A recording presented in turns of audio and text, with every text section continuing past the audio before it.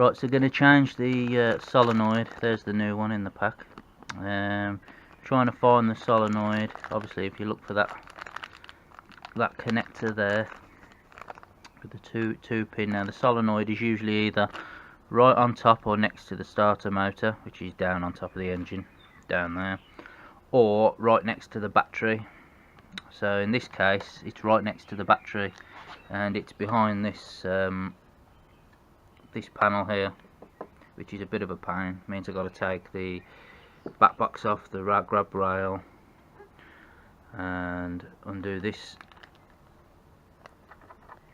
Allen bolt here, which is also the cargo net and hook clip when you use the net. And I don't know, and probably this screw down here as well. Now you can see the plug down there is obviously here.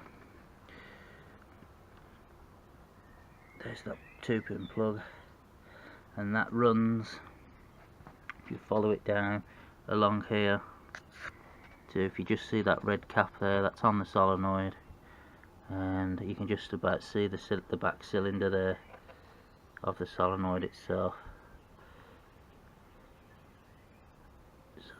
So there it is, just inside there.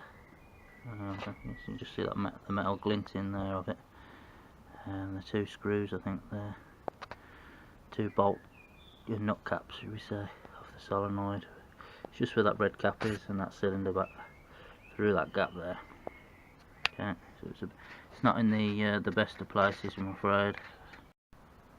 Okay, so we've had to take this screw out here, the peg, for like the bungee cord peg. It's got the Allen key or hex key indentation in there to get that out. It's obviously the same as that on the other side. There's a screw, a tapping screw, and a metal body clip at the back. You have to remove that. The 2 bolts holding either your rack or your grab handle on, whether they be the hex type for the grab handle or the normal bolts for the grab rail wired on there. I also think, because I'm trying to free it now, and although it's very free, it still feels fairly tight up here, so I'm not sure if you have to remove the rear light or not.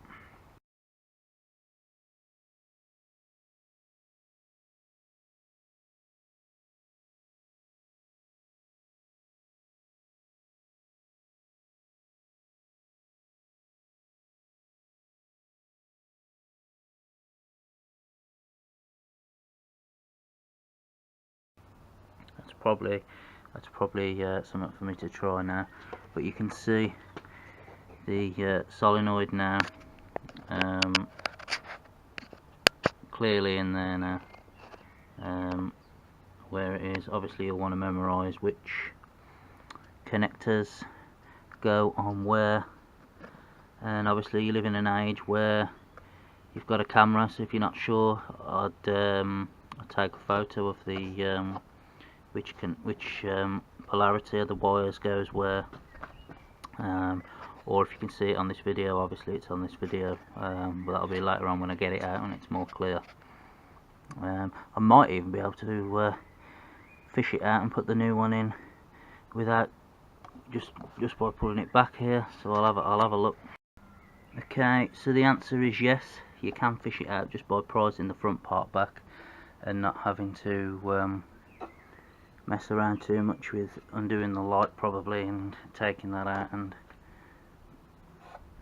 getting this this back part off. So that's a good thing. And you can prise the rubber off, and you'd probably be better off if you take this top part off of the battery as well. However, you can just slide it out of the rubber sheath, so you don't really need to use the new rubber sheath on your new. You can just use the one, leave the one on there, and slide the new solenoid out of its new obviously out the sheath that it's in the packet, and then just put it back into this one that's in there. It makes it easier. Obviously there you go, there's your polarity on your the top of your solenoid there.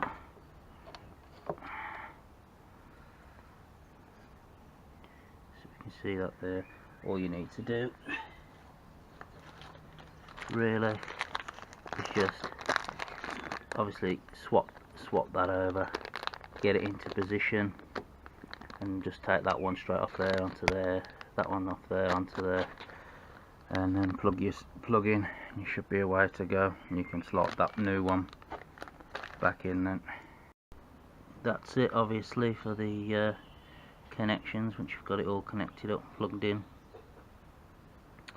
Now unfortunately for me, it doesn't look like that was the problem, as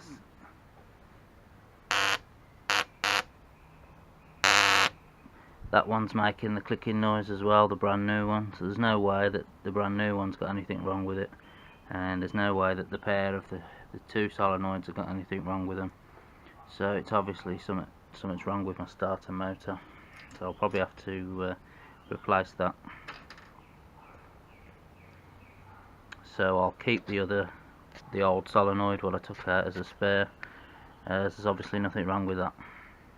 But for £12 for a new solenoid, it would have cost, especially the fact that I had to actually take this panel off and everything off just to get a mechanic to check it. They'd have probably charged me with the well, usually about 20 odd quid I'd have said, but with the panel having to be removed, just to check the solenoid with a continuity test with the multimeter, they'd have probably charged me 30 odd 35 quid for labour anyway. So I haven't really wasted any money. I know now that there's nothing wrong with the solenoid. I've got a brand new solenoid on, and I've got one for a spare in the future should I need one anyway. So for the sake of 12 quid, so I haven't really lost out. All now I need to get myself a new starter motor by the looks. Right, the solenoid is back in, or the new one, even though it hasn't solved my problem. But now we know where it is and how to change that. Just put it all back together now. What I might have a look for now I've got the back box off, the other side, is to see if I can find the plug block to plug the alarm in. And I'll have a look on the other side now, see if I can